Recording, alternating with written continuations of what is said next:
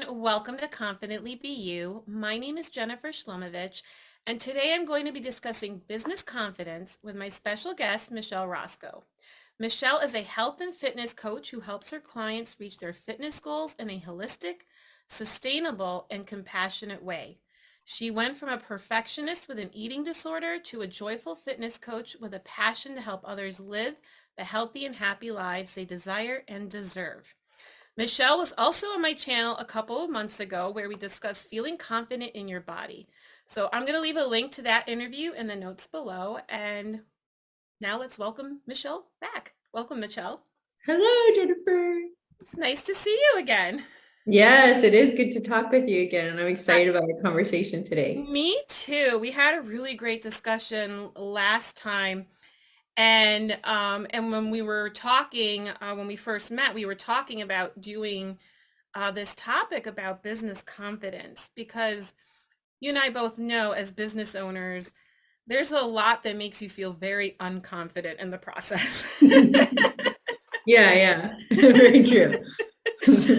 And I think too that no matter where you are in your business, you're always going to have some kind of a moment where you're not going to feel very confident as well. And so there's a lot of growth we experience as business owners. And so I think this is going to be a great interview for people no matter where they are in their journey, but especially if you're someone who's considering starting a business and you don't know where to start, or maybe you're at the beginning stages and you're feeling very overwhelmed.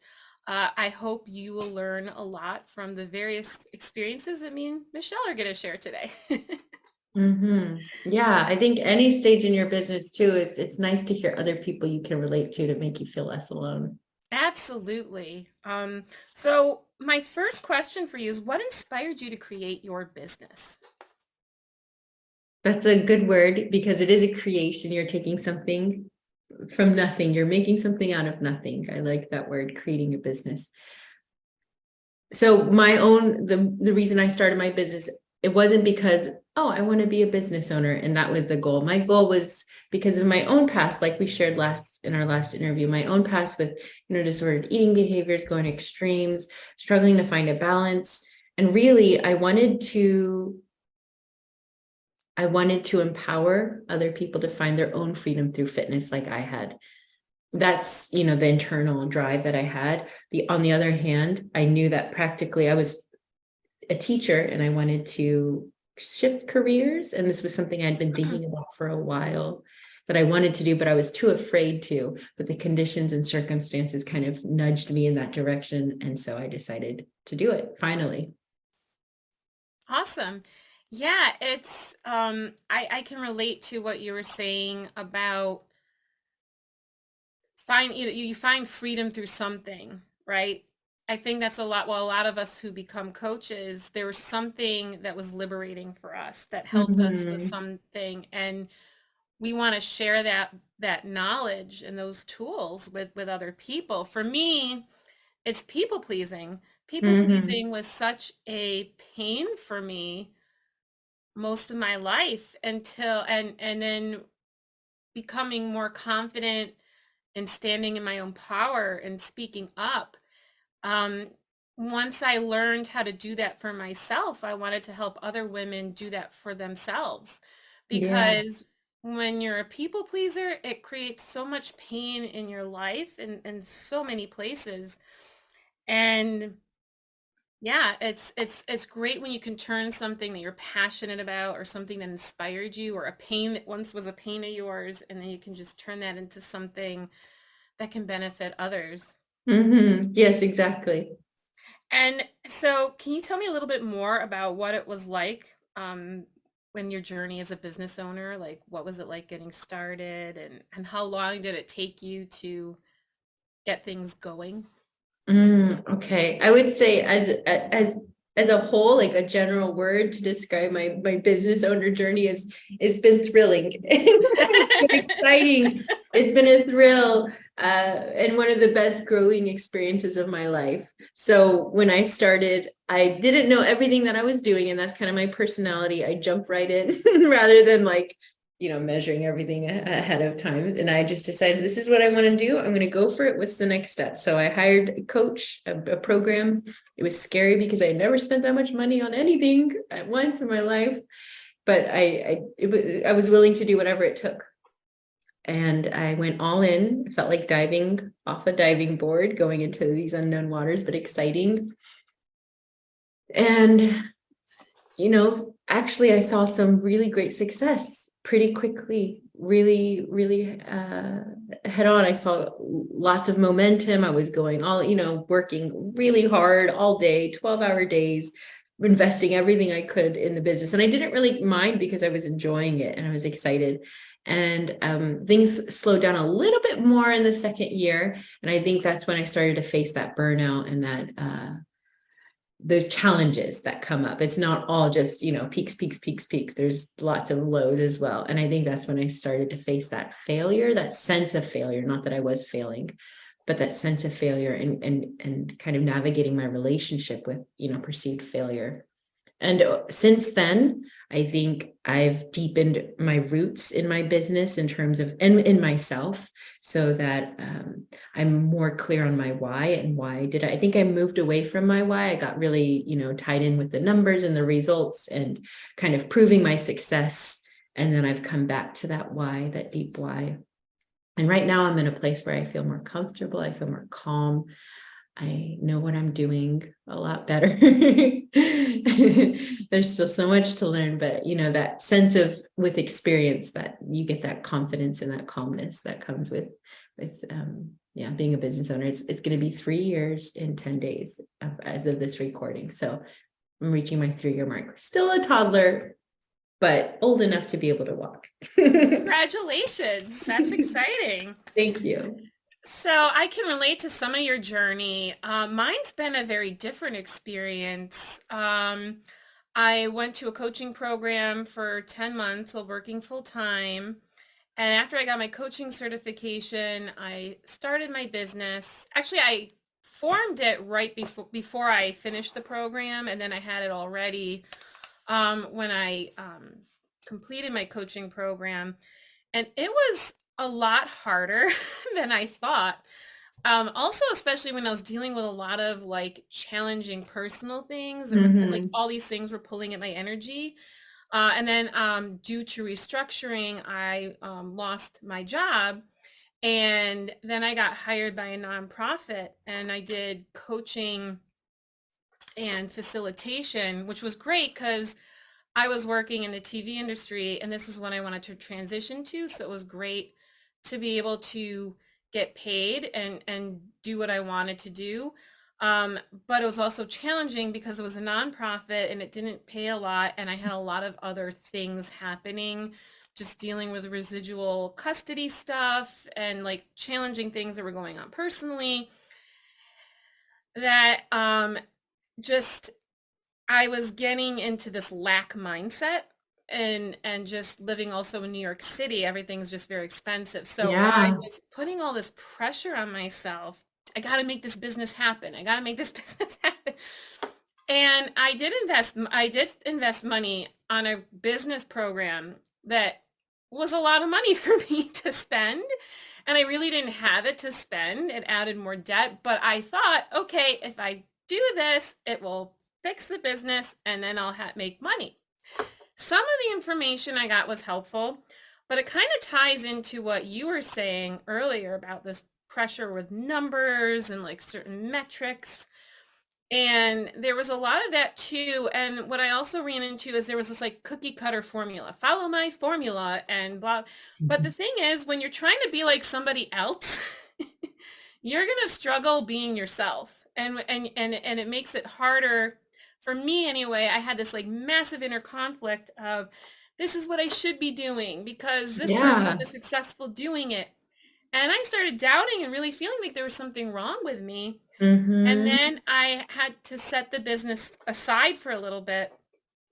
And I looked at what was going on in the TV world, and the network that I was working for had another area where I could work in. So I went back into TV um, while working on my business.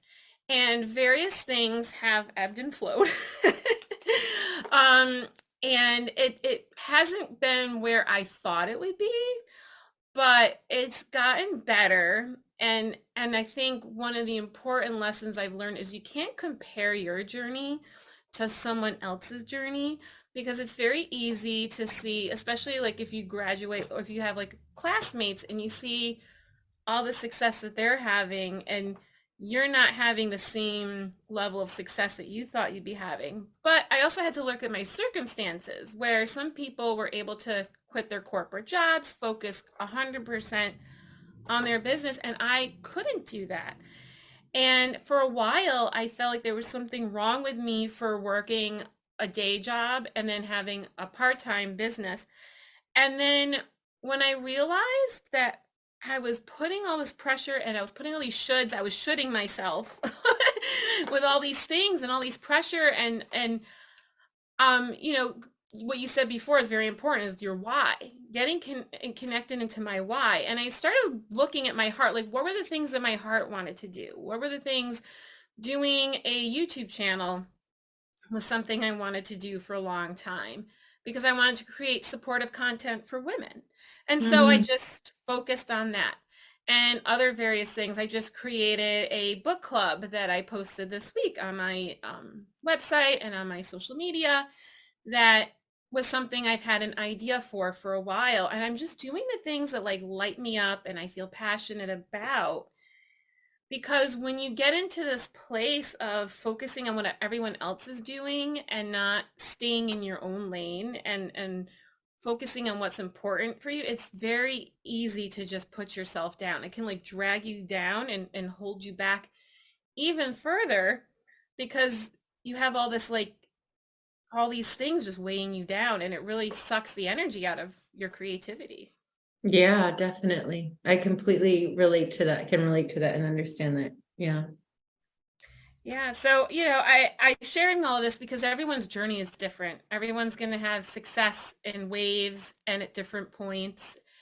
And I think a great question to ask is, what is your definition of success? What is my definition of success? Oh, that's funny because I guess I have various answers, but the one that is the truest to me is living a life that you want to live. That's Yeah. what success is to me. Living a life that you want to live. And if you're living a life in your values in a way that you would like to live and you feel proud of based on those values, then I think you're living a successful life.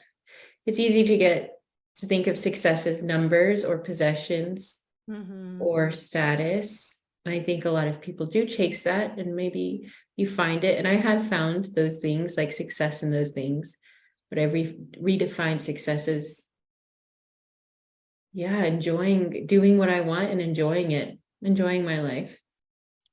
And yes, I have goals I'm working towards. And yes, I have a destination of where I want to be in my life. And that makes it fun because I'm going somewhere and I have that purpose inside of me. And I know what guides me. Those purposes guide me in my actions daily and what, my choices. We can talk about that later. But yeah, that's my definition of success. And so according to that, I'm already there. I'm already successful, no matter what the numbers are or reactions are, or it's just something that's inside. You have to define success for yourself. And you have to make it something that is not dependent on someone else's reactions or someone else's choices.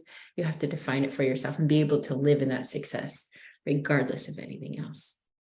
That's beautiful. And I agree with that. For me, it's very similar. Like, I feel like it's about being happy, feeling peace and joy where you are. And yes, having those goals, but not making your happiness and your peace and your joy dependent Mhm. on those goals. It's Yes. like what you're saying. It's what you have within. It's being happy where you are in the present, and Hmm. and finding ways to be happy with things in the present. And sometimes there's things that are in our control that we can do in the immediate to make things a little bit better. Yeah. It could be something like a budget, just reevaluating your budget, and if you have to decrease your budget in certain areas, you can still have fun and be creative with that. Um, but yeah, it's finding a way to be happy where you are while also reaching towards other evolutions of happiness. Yeah, yeah, reaching towards what you really want. Yeah, and so what I wanted to touch on, what are some of the typical challenges business owners experience? Hmm.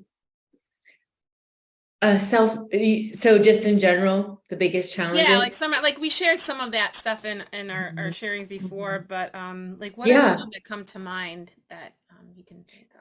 I can speak mostly for myself, of course, and I can't speak for anyone else, but I have had, throughout the years, I've had fitness coaching friends, especially personal trainers and nutritionists online who do something similar to what I do from various programs, and meeting other business owners as well, like coaches and different areas. I think probably the biggest challenge, at least I'll speak for myself and then probably others can relate, is self-doubt. Self-doubt, thinking like imposter syndrome, feeling like Hmm. it's it's not really you, or uh, not believing in your own capabilities. And sometimes, yeah, we do need to work on our skills before we can consider ourselves, the best. I'm the best coach in the world. Of course, that's the thing. But a lot of the times people do come with so many skills and gifts and unique talents and experiences. But I think doubt and fear hold us back the most. Yeah, absolutely. Imposter syndrome is a big one because when you do get opportunities, it's very easy to feel like, am I good enough for this? And am I going to mess up? And or I don't know enough sometimes. Yeah. And we know a lot more than we give ourselves credit for. Yeah. And and I think that's something I've learned over the years as I've met with clients and I've created workshops, is pulling from experience and then putting together all this stuff, packaging all this information that's within me. And it's like, Hmm. oh wow, I really do know things. Um, and so yeah, it's that imposter syndrome can be very sneaky. And when I've run into those moments, I try to like catch it and then try to work through it when it does happen. Yeah, I think it's helpful to remind ourselves that no one has it figured out. And the people we think have it figured out, they face their own doubts. And on top of that, if we were to follow everything that that other person did in hopes that we would get the same results, it wouldn't work the same because we're different people. So kind of it goes back to owning your own story and not comparing. I think women especially struggle with imposter syndrome and feeling like they are not enough. Right. And then there's the practical side of actually becoming better at what you do with education and mentorship and building your skills. And then the other side of, you know, becoming who you want to be in your daily actions and the way you see yourself. Yeah, and the becoming part is a big part of that because it's you have to be who it is you want to be. And so if you want to be a business owner, you have to take the actions of a business owner. Mm-hmm. And I think too is even if you do things small, like I like one challenge I wrote down that I wanted to mention was, getting started and what's the right time to get started with a business. And sometimes it can just be the smallest step. Like for me, it was getting a coaching certification to get started. So, Mm-hmm. are there additional trainings or things that you need to do? So maybe if you're not ready to do the actual business starting part, there's always those little actions that you can take that can help, and then you build that momentum towards that goal. Yes. Yes. And Each step at a time. yeah, each step at a time. So, is it a certification? Are there classes? Are there some business classes that you want to take or a mentor you want to work with? And I think it's very important. You want to There's never the perfect time to start anything. We could all find millions of excuses to not do something that's important to us. But then there's also when's like a realistic timeline too. So it's finding that sweet spot of when could I get things started? And if you're not at that point to get it started, first do those things that you need to. But it's very easy also to get stuck in a learning place. Like where what, Yeah. I'm just going to keep learning. I don't know enough, right? Right. And that can be a little bit safe too. And Uh-huh. so making sure you're not hiding, but doing the things you need to do, and then asking yourself, do I know enough now? Do I have what do I need to get started now? I think is a really good question to Mm-hmm. ask yourself when you do want to get started, is what it is that I need to get started, because then you can write out Yeah. all of those things that could get in your way, what challenges are, and also setting realistic expectations on yourself. If right now starting a business part-time is what works for you, then that's fine. Like, things got better for me when I was okay with that. And because I think there's so much on the internet glamorizing being your own boss and working with the Mm-hmm. time, and that's great. And if you can do that, that's awesome. But sometimes that's too much for someone to take on Yeah. all at once. And and again, like what you were saying, we don't always know what's behind someone else's story, and we see the highlight reel on social media. And so it's staying within your own story, staying in your own lane. And I think, yeah, by asking yourself, what is it that I need to get started? And then just working on that list can help you start moving towards the goals you want for a business. Yeah. Yeah, I agree. Awesome. What other are there any other common issues or challenges that you can think of that are common for business owners? Common struggles with business owners. I think on the practical side, from what I've seen and my own life as well, is productivity and getting things done and organization. Mm. That tends to be something.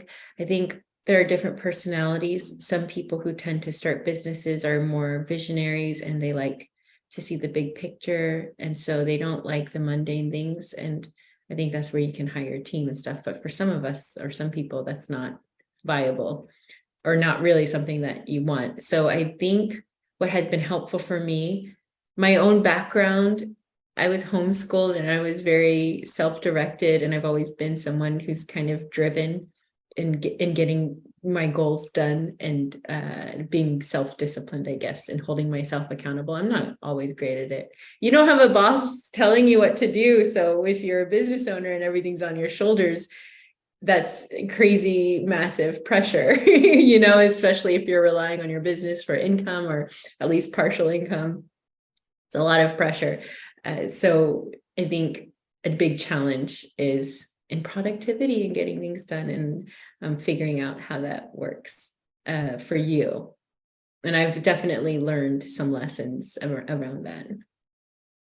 Yeah, definitely. That can be a challenge, especially for me. Like if for me, it's been a challenge because I've been so used to people telling me what to do that I've had to learn to create, direct myself, and that it can be a challenging skill, Mhm. especially like sometimes I've had the paralysis by analysis where it's like, should I do this? Should I do that? And you can get so consumed with so many different ideas. I'm a bit of a visionary. Like, I like to create ideas, and then it's when it comes to actually implementing them, that can Yeah. be a challenge, or knowing which ones I should focus on too. Yeah, and it's a skill that you need in fitness too. Like if you're trying to reach a fitness goal, you need this skill. That's something that a coach can help you with. But it comes down, I think, to realizing your bigger picture. So starting Mhm. with that why and what your bigger vision is, and then breaking it down into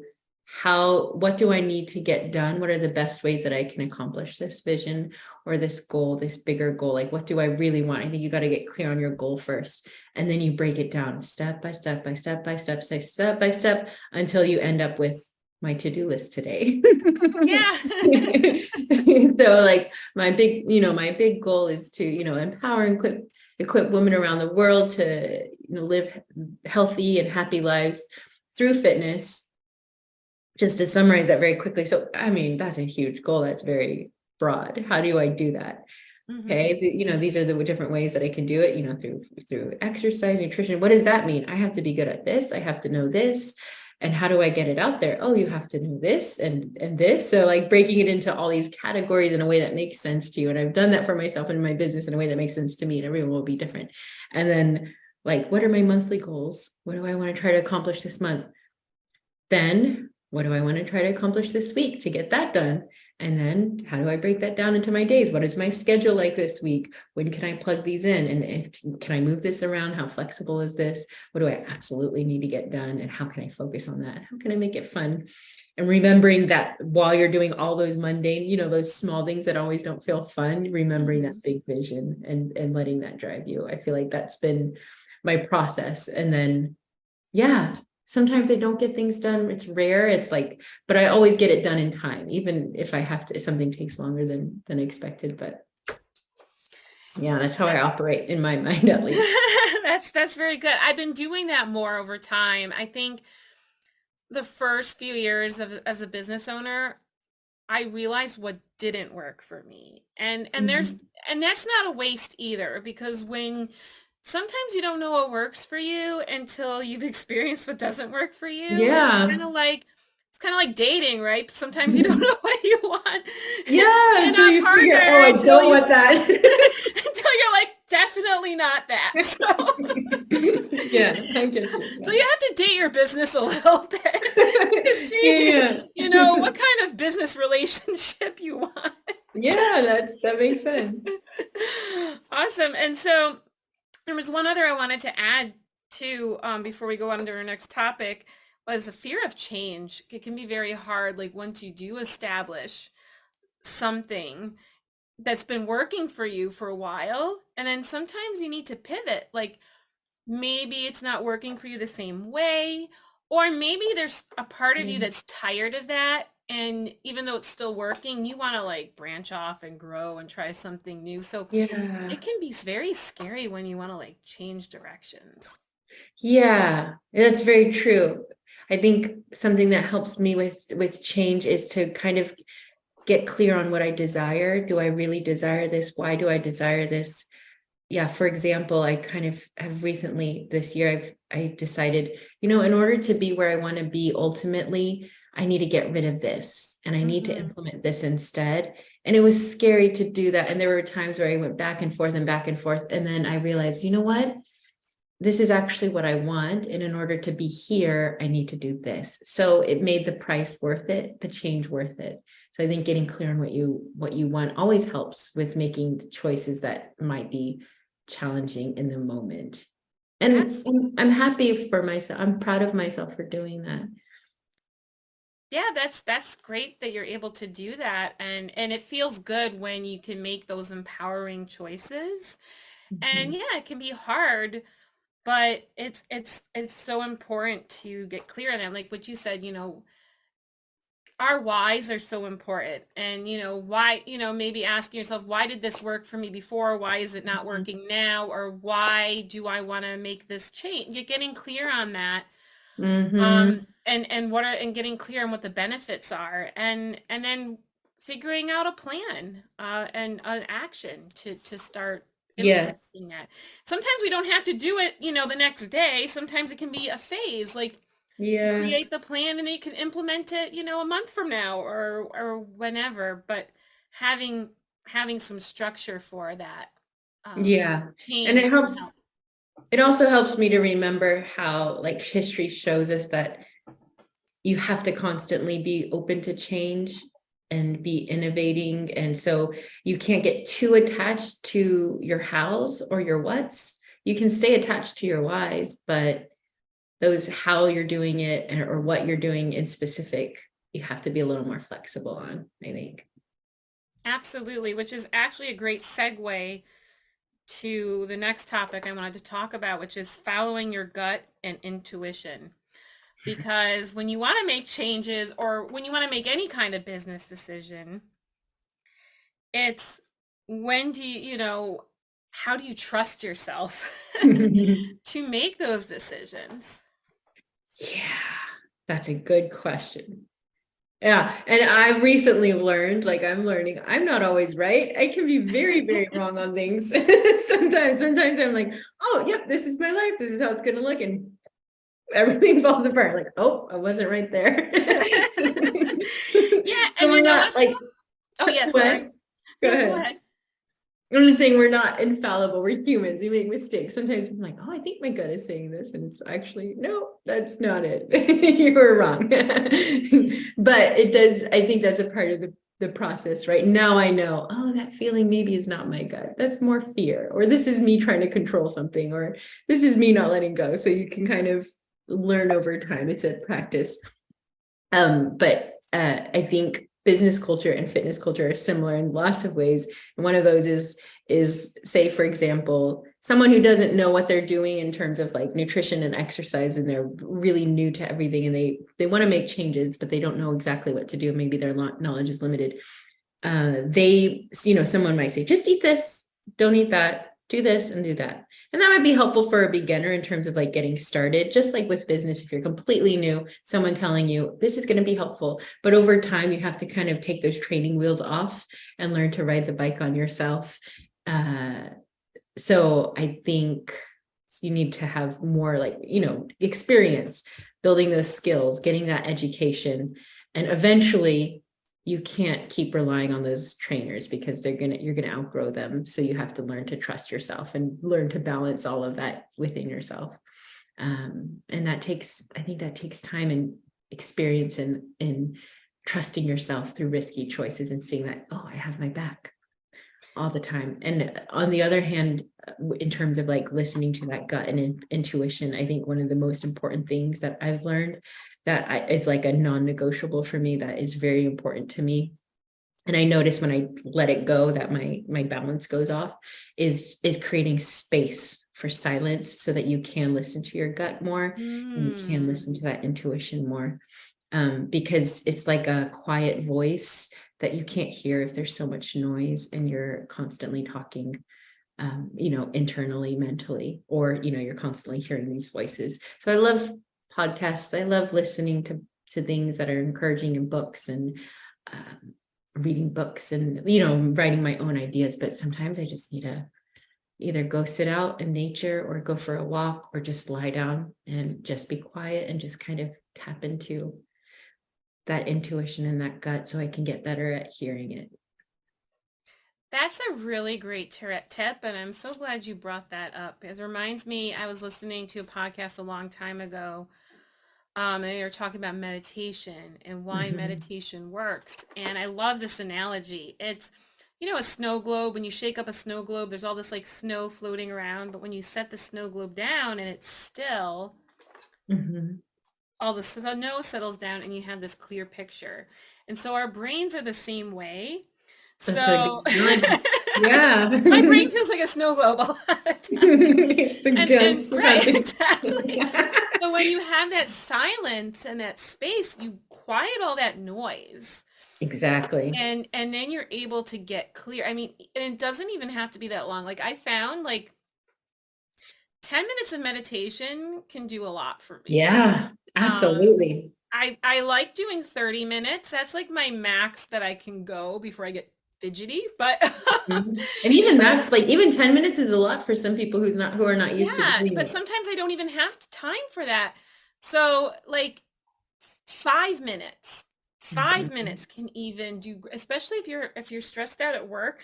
There's been times like, and now I work from home, but when I was working in the office, I would like go in the bathroom, shut the door, and like give myself 5 minutes in the That bathroom sounds salt, good. right? And all you need is that 5 minutes and just some deep breathing and so even 2 minutes, just that pause to just Hmm. help bring things down.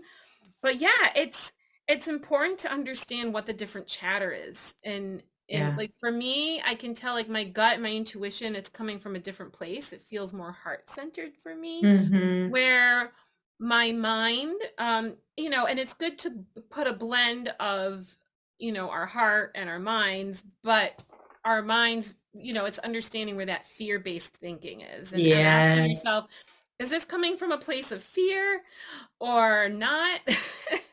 I feel like the mind energy, the mental energy is like, how are we going to do this? How's this going to work? It's not going to work. You're going to have to figure it out. That's kind of the energy of your mind. Mm-hmm. And our brains are meant to serve us, right? So when we can come more from the heart and from our guts or whatever, our intuition, whatever you want to call it, first, and then get clear on, this is what I want, and this is the nudge I'm feeling. I think this is going to be a great idea. I feel inspired, and then letting our mind work for us rather than letting the mind guide. So it's like, all right, brain, we need you now. Help us figure out how we can make this happen. And your brain's like, all right, let's figure this out. Instead of it being like, we're not gonna, and then, kind of silencing this part, letting this one be a little louder. Absolutely, which ties me into the next area that I wanted to talk about was, force versus flow, like force versus flow, and understanding when you're in alignment and not in alignment, because I think that's a very important layer in all of this. Mhm. So what does force versus flow mean to you? This is the good thing I was just thinking of today because I was like, I have a to-do list. I have a project I want to get done and I'm working through it and there are different steps required. And I was doing some of it and I felt tired. I felt like I was forcing it. And I was like, you know what? I need a break. So I actually went on a walk and I went on a bench. It was nice. The sun was out and I just kind of Okay. sat and I was like, I'm here. I'm listening. I'm going to quiet things. Just turned everything off and just sat there for like 20 minutes. And I could feel the difference, the shift from that forcing, like, Michelle, you got to get this done. If you don't get this done, you're going to fail. And think about these numbers and you got to figure this out. And like my brain was doing the pushing. And Mm-hmm. then I sat in that place and I silenced, got into that silence. And then I felt the flow like, this is a part of a bigger business is part of a bigger picture. This is not everything, focus on yourself first and coming from that place of alignment. And I think that's the difference from that force and flow. I don't know if that's aptly described, but I resonated for me as you were yeah. describing that. And I also want to add to that too, when it comes to making um decisions based on force versus flow. Mhm. It's important to get out of your comfort zone. And so no, and so it's being able to delineate, okay, is where do I push myself, but is it a force or is it in flow? And I think for me, to answer that, like for example, doing a YouTube channel was a very scary thing that took time for me to push myself to Mhm. do, but it was because it was something I wanted to do. So for me, if there's something you have to push yourself to do, but it's an I want to, Yes. and so it's just something that you have to grow into doing, but you want to do it. For me, that's how I can delineate between, is this something in alignment for me versus I gotta force myself to do this and I don't really want to do this. Yeah. Yeah. I think that's kind of like tapping into your why. And when it comes from your why, you have that strength to do the scary things, even if it's Yes, uncomfortable, because it's coming from a deeper sense of purpose. Right. absolutely. And yeah, our whys are so important. And it's one of those things that I realized over time, that Mhm. when you feel out of alignment, it's tapping into your why and checking in with your values and journaling about it. And it might sound simple, but it actually is a very revealing process that can help stabilize, the snow globe that's going on in Mhm. our. Definitely, that's another way to calm the snow globe. And I do want to say that sometimes, like say for example, the things that I need to get done, I still want to get them done this week because it is a part of my bigger why. Mm-hmm. So those actions are important, but sometimes I find that it's helpful to shelf those actions when I'm not in that place of alignment or not in that, um, I guess that inspired place. Because if I do try to force, so to speak, force myself to get that done, it's going to take twice as long.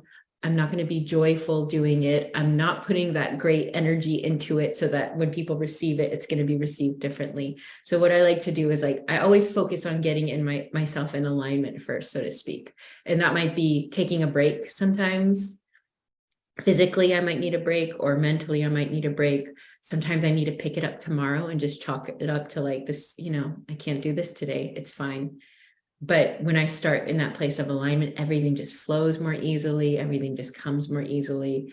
And so I guess my main goal when I'm trying to do work, and it doesn't always work, 100%, but is to start from that place of alignment of, I'm doing this out of love. I'm doing this for service. I'm doing this because I want to help other people, rather than you got to get this done, Michelle, or you're a failure. You know what I Yeah. mean? Yeah, absolutely. Which I'm so glad you brought that up because I wanted to talk about inner safety, Oh, yes, uh, let's talk about that. which is such an important topic. And it ties into what you were saying. And sometimes like I've had to take longer breaks to stabilize inner safety. As Mm, I'm someone who's had to overcome a lot of trauma in my life. mhm.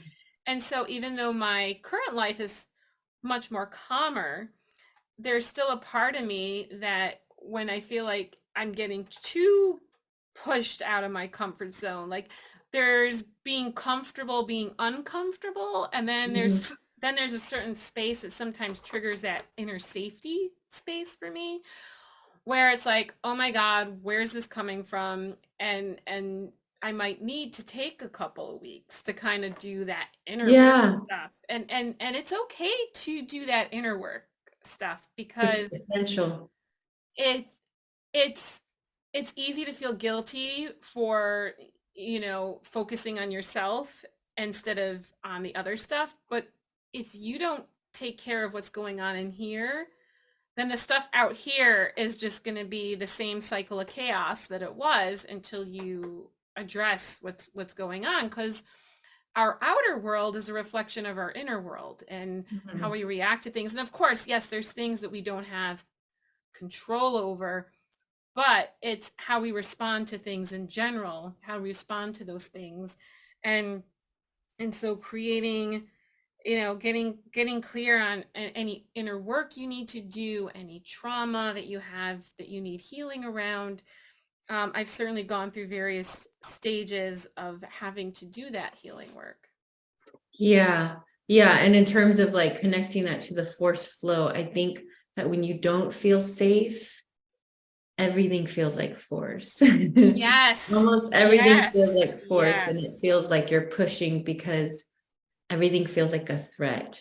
And that's sad. That's a sad place to be. It's really tough. And I think, I don't know, I can't speak for anyone else, but I know that, I was excited in the beginning of my business, and it was flowing and it was vibrant. But then once I faced those challenges, that's when things started to feel like a threat, because I took everything so personally. I thought if someone said no to me, it means that they hated me, or if a client had a problem, it was all my fault.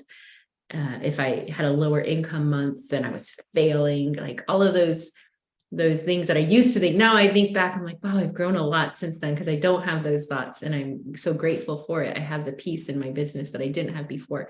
But the only way I got from there to here is because I did a lot of inner work. And this past couple of years, like while I've had my business, I've gone through lots of changes, not just with my business, but personal life, and yeah, moves and separations and relationships. And yeah, a lot of stuff has changed. So cultivating that inner safety. And I think something that's popular now that people talk, at least in the circles I'm in, is like nervous system regulation and central nervous system, or that Hmm. fight or flight reactions, those flight or flight reactions that we have, which is why therapy is so important, and taking care of yourself is so important. Coaching can help too, and getting the more support you get, the better. But Yeah. like you said, it's your thoughts that determine your reality. You're reflecting on the outside what you are on the inside. And if you're always feeling anxious, and you're always feeling attacked, and you're always feeling on guard, you're going to put out that energy of, guardedness, like shutting things off.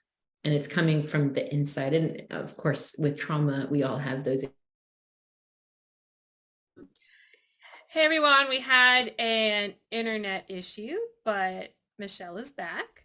Welcome back, Michelle. Yeah, again. You were talking about nervous system regulation and creating inner safety, I think, when things froze. Um, Yeah.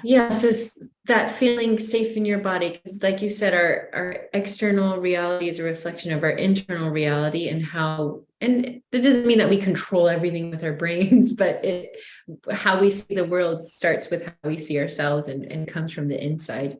And with, regulating our nervous system and recovering from trauma or from fears and learning to calm ourselves and learning to feel safe in our bodies, through therapy or coaching or both or all of these things, I think is the most important thing.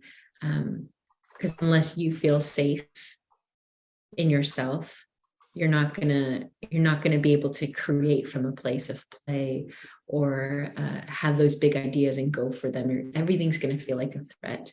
Everything's gonna make you feel anxious and attacked. Everything's gonna be evidence against you, feeling like everything is evidence against you if you don't feel safe in yourself first. So that's probably one of the biggest things that I've had to do to help my business and myself personally is learning to feel safe in my body. yeah, I've had to do that too, and I've gone through waves of it as well. And I liked how talked about that. And it's that not good enough belief, like getting clear on what stories are you telling yourself. If you feel like you're not good enough and then something happens in your business that supports that, it's so much easier for us to focus on what went wrong instead of what went Mm-hmm. right. Another wound that I've had to work on over the years is my abandonment wound. And I can relate to if that. something doesn't work the way you expected it to work out in your business, it can trigger abandonment, and that there's something wrong with you. Or for me, it's like, oh, there's Yes. something wrong with me. Yes. He's abandoning me, or they change their mind and they don't want to work with me. And these things have nothing to do with you.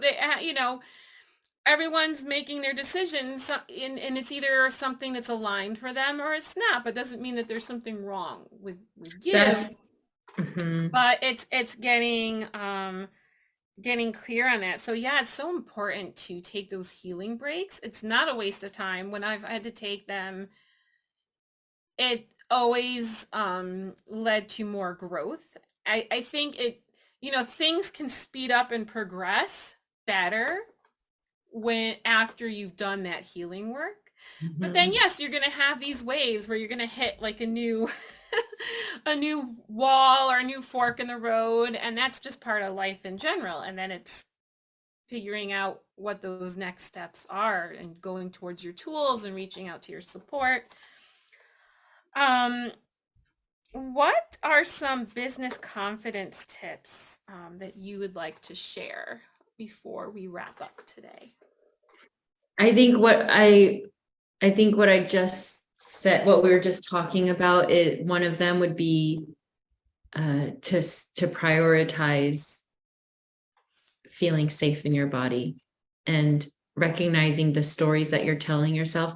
Owning a business, especially if you're working with people and it's personal based, is Mm-hmm. like I don't know, boot camp, a fire pit for dealing with all of your traumas and rejection traumas. Because people That say, is a good way of describing it. It really is like I a think I've accelerated my growth so much just from owning a business. And I've made, I could call them mistakes and things that I've had to forgive myself with in relations to people. Cause like I just took things so personally. I was, so scared if, when you're dealing with clients or, just marketing or selling, people say no all the time. People ignore you all the time. People have problems and you think it's your fault. All that stuff comes up. mm-hmm. I would say prioritize. Maybe some people are very, they don't have those issues, but I think all of us have some of those to an extent. So prioritizing that. But outside of that, yeah, I do have a list of some tips that I've put in that Great. are related to that. And I would like to share them. Awesome. Okay, so number one, you don't need anything outside of you to make you any more valuable, important, or successful. Ah, That's I love that. It doesn't, and then no matter your numbers, clients, revenue, how many people like your posts, how many people are interested in what you're saying, how many people respond, none of that matters to your value or your importance. That's number one. And I think when you get that clear, you can operate from a more grounded place. So that's my number one tip for any business owner. I can agree with that because that's when things started to change for me. When I Yeah. started like getting, looking, not looking for things externally to validate my business, or I need someone else's method for Yes. it. It's Yes, we need to learn about what other people do, but then it's integrating it into who you are and what works for Yes. you. And if somebody else's way of doing something doesn't work for you, then you can just let it go, and that's okay. Yeah. Yeah. So number two, I would say this is if you want to be in business for a long time and you want to be doing it well. Number two is be clear on why you want it and where you're going. Because if you Hmm. stay in business for any time, you're going to face challenges all the time, and they're going to make you question whether you should quit or not. And I've had these happen multiple times, sometimes bigger than others, but getting clear and deep on your why will be what keeps you going, and be clear not just on what's motivating you, but where you want to go, that vision, and let that vision be your North Star. So think about where you want to be 5, 10, 15, 20 years in life, or just in general. It doesn't have to be super specific, but let that guide your decisions. Like, how will my decisions today take me closer or farther to that vision? And that will help you get through, any challenges, because you'll be clear on your bigger picture, not just, oh, today sucks. Yeah, and sometimes also it's being and kind of tying that into like change. Maybe I'm holding on to something that's not really working for me, but that doesn't mean I'm a failure. Maybe that Hmm. just means there's another way for me to do this. And what Yeah. is that? And so getting clear on that, and kind of like what I was saying before, what worked for one person isn't going to necessarily work for you, or maybe it's not the right time for a certain thing to be implemented in your business, and trying something out. I tried a lot of what didn't work for me until I figured out what did work for me. And so Yeah. And because you know the big picture, you don't feel so scared. That's something I was thinking about. Like, I don't like, there's really isn't such a thing as failure. You just learn. It's all yeah, it's data. all learning. It's all learning. So try something new. And if it doesn't work, that's okay. You have another, you have more time to figure it out. It's not life or death. It's just experimenting and having fun in life and finding what gives you joy, right? Absolutely. I think looking at a business as a big experiment and trying to have fun. It's Yeah. important to have fun. Yes, there's going to be the drudgery of business, but if it feels like it's all drudgery, then that's, well, what's going on here? Yeah. And when I've been in those moments, it's because I'm out of flow. It's because I'm trying to do something that's not in alignment for me. Yes, there we go. Back to that flow and alignment. Yeah, Flow flow alignment's versus very force. important. And I guess this has to do with what I said about going into safety, but I have business success principles I read pretty much every morning in different Hmm. categories. And my first one on the list is, you are your biggest asset.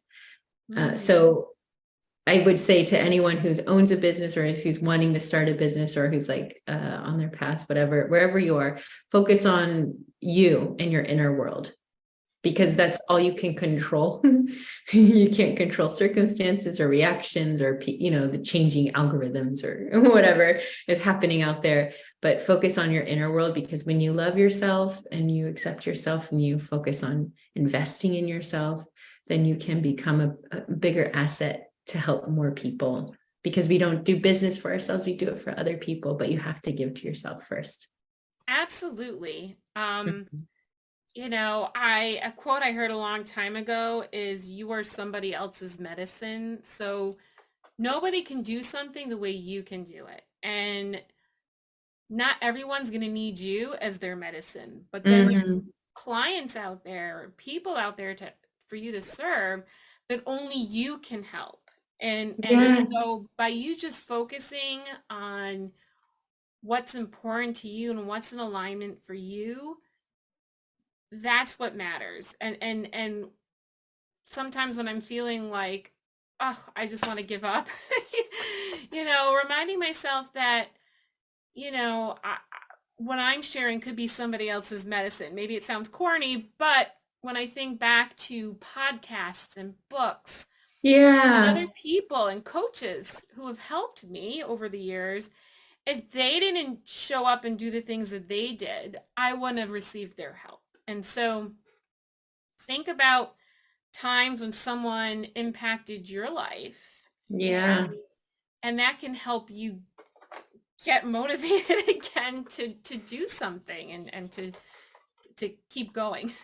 And to your point, it wasn't because they were pretending to be someone else. They were being themselves, right? They weren't pretending to, they were being themselves, and that's what helped heal us or heal you. Exactly. That's exactly what it is. They just showed up and they did things. And there's podcasts where I love vulnerability. I love when people are authentic and vulnerable and not perfect, because Mm-hmm.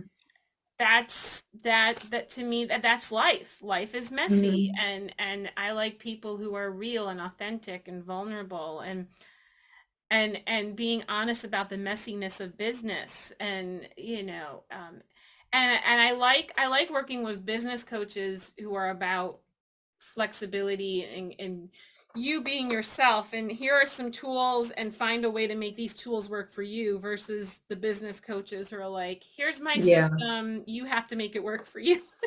Like, Yeah, it's the same with fitness too. Some people are like, yeah. hey, this worked for me, so it's gonna work for you.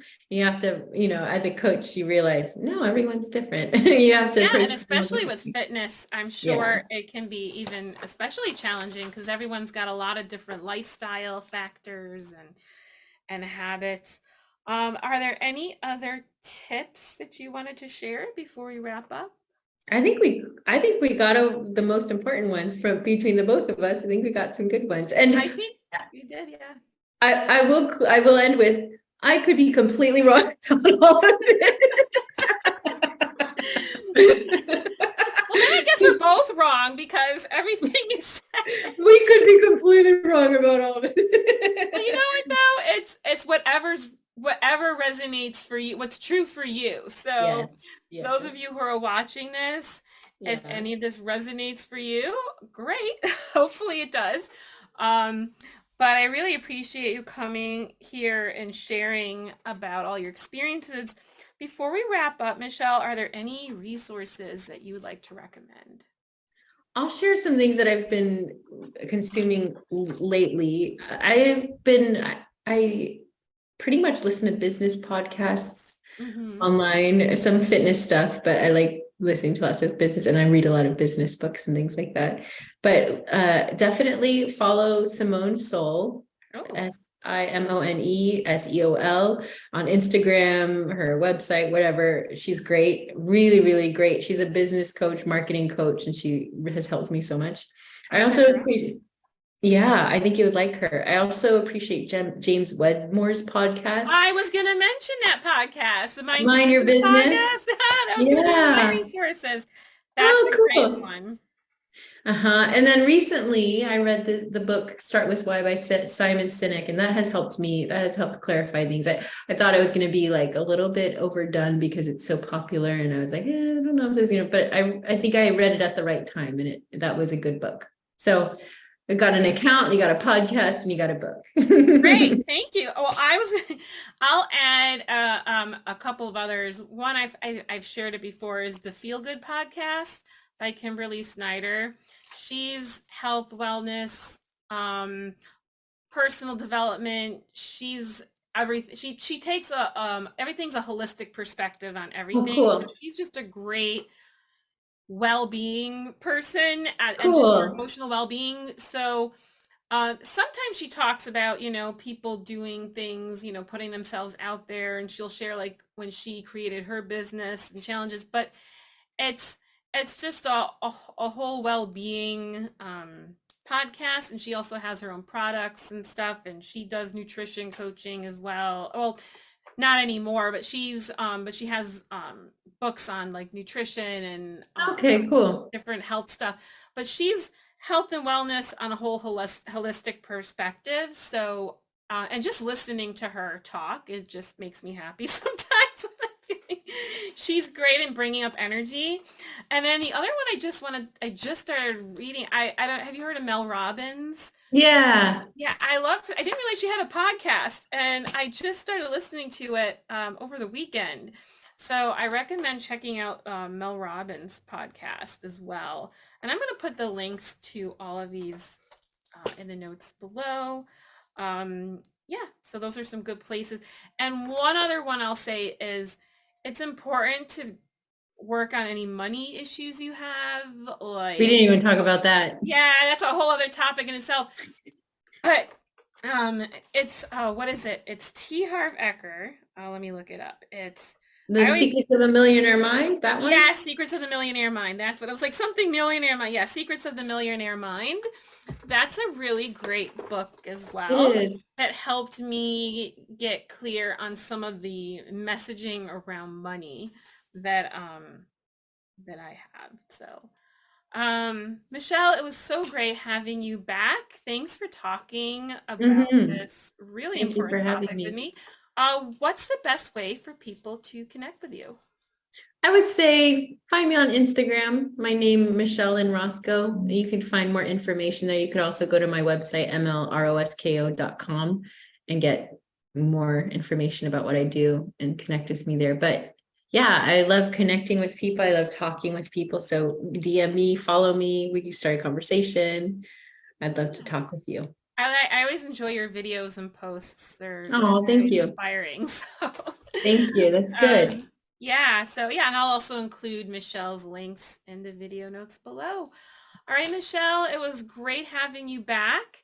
And thank Mhm. you all for tuning in, and I'll see you next time. Bye for now.